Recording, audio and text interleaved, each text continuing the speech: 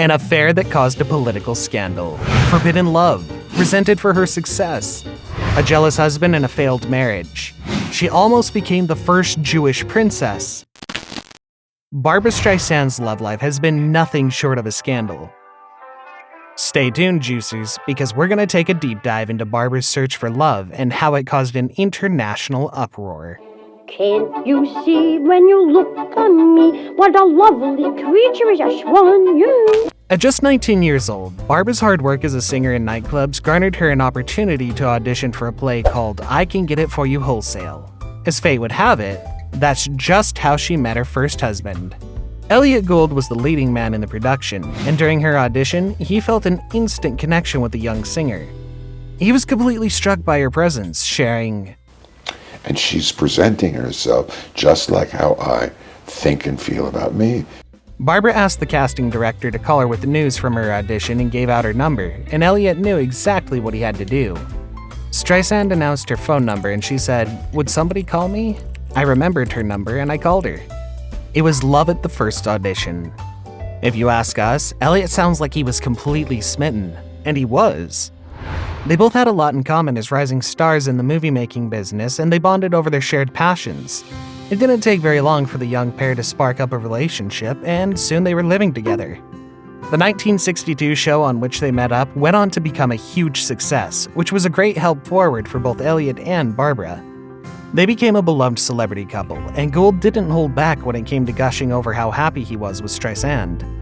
"The happiest memories I have of Barbra are when we were living together before we were married." The couple married in 1963, and Barbra gave birth to their son, Jason, 3 years later. Unfortunately, their marital bliss was short-lived, and it was rumored that their relationship was already on shaking ground around the time that they had their son. Initially, when they had first met, they were both in the same place in their careers, but it seemed that the world fell more in love with Barbra than it did with Elliot. I'm always surprised when I see how many albums I've made, and I think, really? I mean, have I been around this long? She was the brighter star of the couple, and her career quickly skyrocketed, leaving her husband behind. Rather than being referred to as Mr. Gould, he was often called Mr. Streisand instead, and he didn't like that her success was overshadowing his. The actor wasn't shy about sharing his thoughts about his wife's success. He explained during an interview that it was difficult to be married to someone who was married to their success. He also didn't understand why Barbra enjoyed life in the spotlight so much. He admitted that he had no understanding of why anybody would want to make themselves into something that isn't real. Why would anybody want an identity that makes itself an illusion bigger than life? So, unable to live under his wife's shadow anymore, Barbra and Elliot separated in 1969 and eventually divorced in 1971. Reflecting back on their relationship in a 2020 interview, Gould shared, "We didn't grow together, and the reason for that was because she became more important than us." Despite coming off as a seemingly jealous and resentful husband, he also shared that he understood that they were both very young when they met and got married, and they went as far as they could together.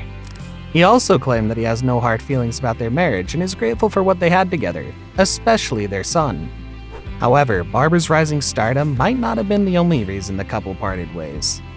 There were rumors that their divorce might have been caused by Streisand's rumored affair with Funny Girl co-star and Egyptian actor Omar Sharif. The actress won an Oscar for starring in the 1968 film, but as it turns out, that wasn't the only reason the movie garnered a lot of international attention. I am softer to the touch. It's a feeling you like feeling very much. During the making of Funny Girl in the late 60s, Barbra and Omar's affair was no secret. In interviews, Sharif had admitted to wanting to change his life for Streisand, even willing to convert to Judaism, but not willing to move to New York. "I loved Barbra for 3 months," he admitted. "She was crazy." "It's been the most beautiful week in my whole life." But it seemed that not everyone was rooting for the romance. Barbra was still married to Elliot at the time, and Omar was married too. So their affair was already shrouded in secrecy. However, that was before the international political scandal was ignited. Funny Girl was eventually banned from some international theaters because the idea that an Egyptian actor and a Jewish actor were co-starring as lovers on screen was forbidden in some countries. In fact, according to the Los Angeles Times, the pair's on-screen kiss was so scandalous, Sharif nearly lost his Egyptian citizenship. Their affair stands as one of Hollywood's biggest global stars in history, but they continued with their romance despite a huge protest from both of their home countries.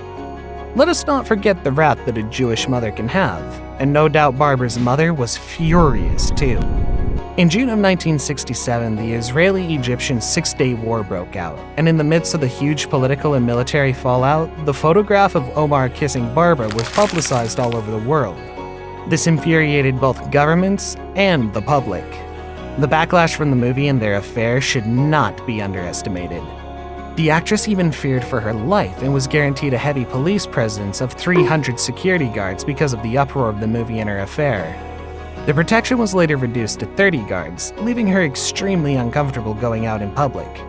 Barbra also explained that the affair was the reason she didn't perform on stage for 27 years. During a romance with Omar, she was so stressed that it caused her to forget the lines to 3 of her songs at a concert in front of 150,000 people in Central Park. But, just as they wrapped shooting for the film, the affair fizzled out. The actress later admitted that given the charged atmosphere of making the film, it was difficult to put those feelings to one side once filming had ended. So, the lovers parted ways, much to the relief of their homelands. Although if this teaches us anything, it's that love should have no bounds, political, racial, religious, or otherwise. And it's a shame that their relationship was bashed by the public simply because of where they came from. Despite her very public affair, Barbra did not let it get in her way. In fact, following her divorce from Elliot, she had a string of romances linking her to some of the most powerful men in the world. One of them was even a royal, and it almost led to a picture-perfect fantasy.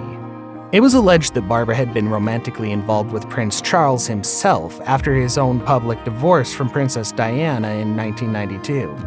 Royal biographer Christopher Anderson shared that although the actress and Charles had met in 1974, it wasn't until 1994 that they had a secret rendezvous at the Bel Air Hotel that no one knows about.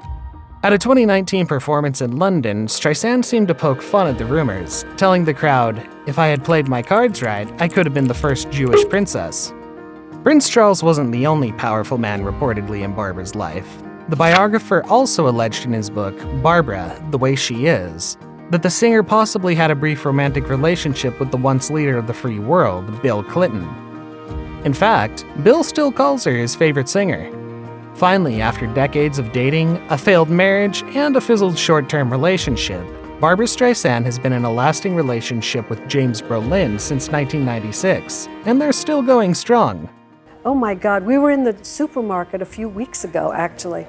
And a guy, we were holding hands, as a matter of fact, and a guy behind us said, "I'm so glad to see you back together." I said, "Really? When did we go apart?"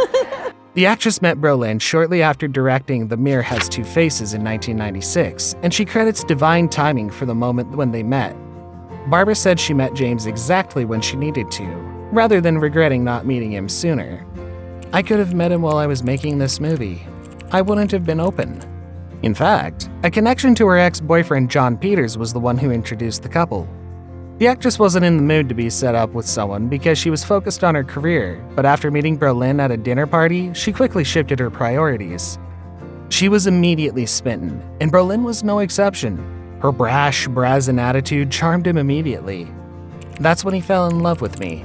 My fella likes to hear the truth," she shared. According to Streisand, Brolin told her on the night they met, "I'm taking you home with me." And from that moment, her life went in a completely and unexpectedly different direction. People dared to say it wouldn't work, Brolin said in an interview, describing how their vast differences complement each other in their relationship. The reason why their marriage works so well is that they've both been married and divorced before, and so they've invested in keeping the spark alive. What's the key to a long marriage? Negotiation, I think, kindness. From separating their bank accounts to respecting each other's schedules, they're both in tune with their lives and their careers. But the couple shared that they always make sure to leave room for playfulness too. Streisand, who can go through intense phases of work, makes sure to show her appreciation. Brolin shared, "I always get notes. Hurry home. When I get there, there's always something kinda great waiting for me." At this phase of their lives, the couple is focused on appreciating the life that they have together. In fact, Brolin even told The Talk that during quarantine, they had literally fallen in love while spending so much time together.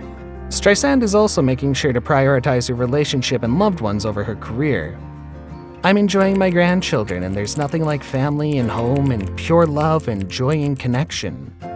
That is the most important thing to me now." There's no doubt that Barbra's love life has been one heck of a roller coaster ride. But despite her failed attempts at love, she never gave up. And she didn't care what the world thought about the people she chose to love either. She found the person she wanted to spend the rest of her life with, and it's truly the most wonderful thing to see. We couldn't be happier for her.